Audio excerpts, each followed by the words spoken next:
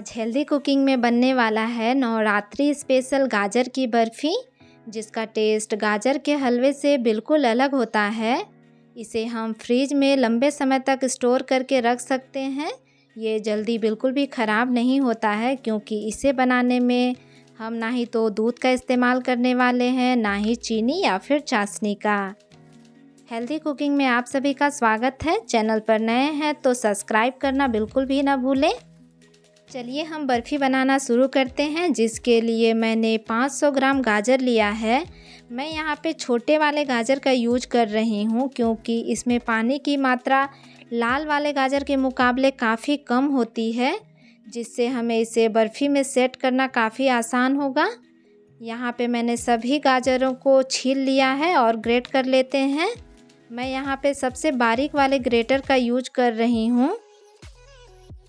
मैंने सभी गाजरों को ग्रेट कर लिया है। आप देख सकते हैं यह कितना बारीक है।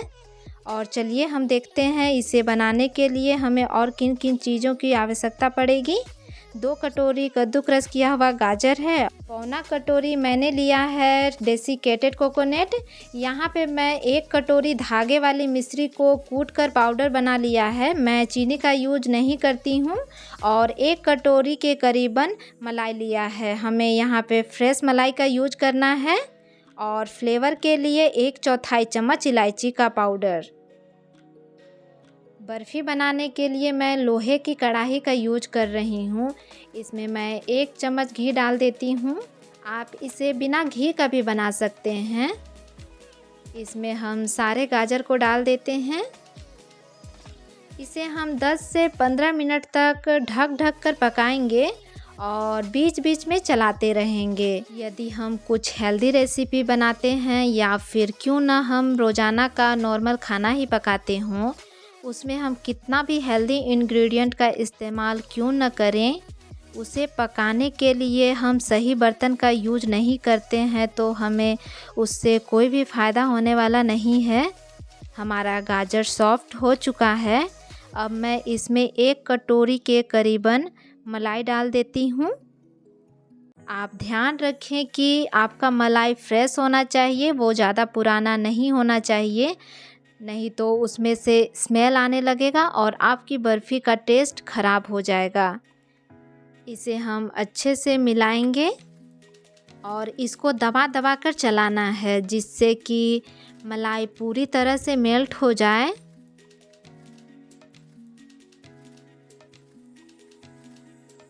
इसे हम थोड़ी देर के लिए ढक कर पका लेते हैं।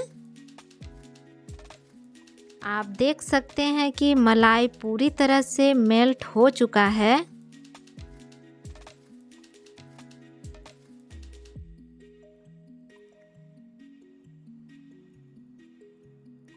अब हम इसमें मिश्री का पाउडर डाल देते हैं।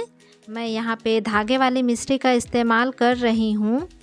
मिश्री को कूट कर धागा निकालने के बाद मैंने इसका पाउडर बना लिया है। मिश्री डालने के बाद इसे हम लगातार चलाते हुए पकाएंगे और इसका फ्लेम को भी हमें लो रखना है, जिससे कि हमारा गाजर है वो जल ना जाए। यहाँ पे मैं रेड फूड कलर का यूज कर रही हूँ। ये पूरी तरह से ऑप्शनल है, आप इसे बिना कलर का भी बना सकते हैं। फिर से इसे हमें लगातार चलाते हुए पकाना है।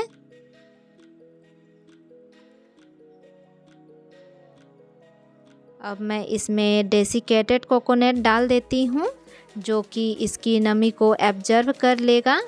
डेसिकेटेड कोकोनट डालने के बाद इसे हम 2 से 3 मिनट तक और लगातार चलाते हुए भून लेंगे, ताकि डेसिकेटेड कोकोनट अपना फ्लेवर रिलीज कर सके, जिससे कि इसका टेस्ट और भी बढ़ जाएगा।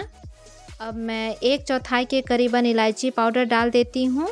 इसे भी हम अच्छी तरह से मिक्स कर लेंगे। गाजर पूरी तरह से पक चुका है। इसे हम चेक कर लेते हैं कि यह बर्फ़ी बनने के लिए तैयार है या नहीं।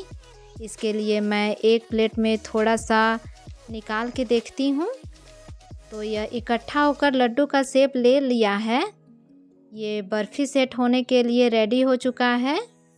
मैं गैस बंद कर देती हूँ। मैंने पहले ही थाली में घी लगाकर नीचे में बटर पेपर बिछाकर रख दिया था।